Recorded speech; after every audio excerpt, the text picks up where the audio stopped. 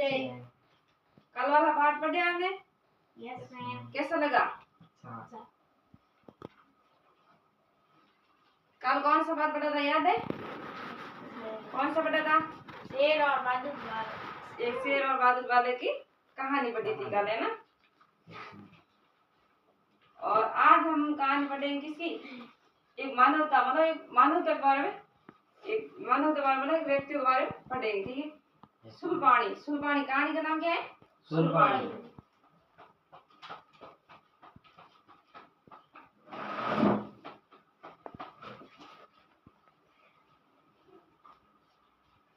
सुलपाणी एक कहानी का नाम है। ओके। शाम ढलने लगी थी, शाम ढलने लगी थी और भगवान महावीर विहार करते हुए आस्तिक नाम ग्राम के एक चैतन्य में, एक गांव का नाम क्या था? आस्तिक नाम, आस्तिक गांव का नाम था। और ग्रामवासी भोजन करके विश्राम करता था। मतलब ग्रामवासी लोग, मतलब ग्रामवासी मतलब ग्रामीण लोग होते हैं, वो भोजन करके क्या करते हैं? विश्राम करते, मतलब आराम करते हैं। विश्राम, विश्राम का क्या कहते हैं? मतलब आराम करते हैं, करने जा रहे थे। तभी उन्हें भगवान महावीर के आगमन का समाचार मिला। मतलब वो आशा, मतलब विश्राम करने जाते थे तो उसको क्या मिला? एक महावीर, भगवान महावीर था, उसका एक समाचार मिला था कि भगवान आगमन का समाचार मिला था। पूरा गांव में उनके दर्शन के लिए उमड़ पड़ा। मतलब भगवान महावीर का दर्शन के लिए सभी लोग क्या उमड़ पड़े, मतलब सब उत्सुक उमड़ पड़े थे कि भगवान महावीर का दर्शन करना है, ठीक है?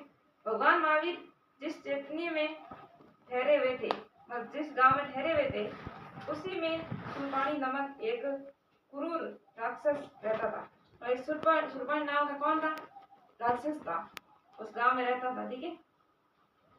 वह अपने हाथ में एक सूल जैसा नुकीला हथियार रखता था। कोई मतलब दरबार में मन रहता था, कौन रहता?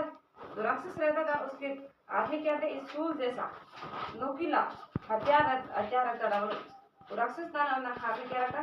हथियार रखता था। इसी कारण उसका नाम सुलपाणी रखा। मतलब सुलपाणी नाम, राक्षस का नाम सुलपाणी क्यों रखा? क्योंकि नाम इसीलिए रखा है कि उसके हाथ में एक सुलपाणी नाम का एक नुकीला हथियार रखता था वो हाथ में, इसीलिए उसका नाम ही सुलपाणी रख दिया।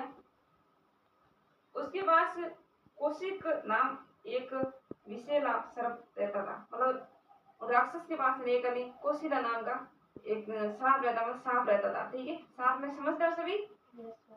सांप सभी समझते, ग्रामीण के लोग सभी सांप में तो आराम से समझते हैं, लेकिन सर्प समझ नहीं आता। सांप सब जानते हैं, सांप होता है वो लंबा लंबा होता है, काले सांप भी होता है। ग्रामीण लोग कहते हैं ना, काले सांप आए हैं, सब बोलते हैं ना, कोई बोलते हैं गोरे सांप आए, सभी अलग अलग नाम होता है।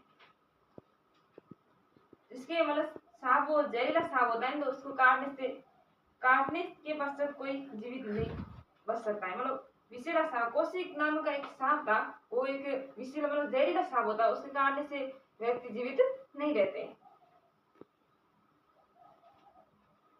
कौशिला कौन था? कौशिला कौन था? एक सांप था कौशिला। और चैत्य बहुत पुराने होते हुए भी बहुत सुंदर था। और चैत्य नाम का व्यक्ति था, वो बहुत पुराने होते भी वो सुंदर था। उसके समीप ही गंडक, गंडक किस कहते हैं? गंडक किसे कहते हैं? गंडक कुत्तों को कहते हैं। नदी पर बह रही थी, सामने सामने रमणीय उपवन था, उसमें हर समय रंग बिरंगे सुंदर फूल खिले रहते थे।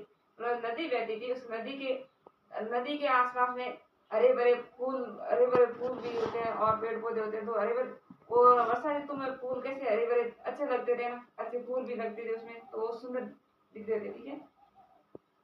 उपवन के बीचों बीच पीपल का एक विशाल वृक्ष था।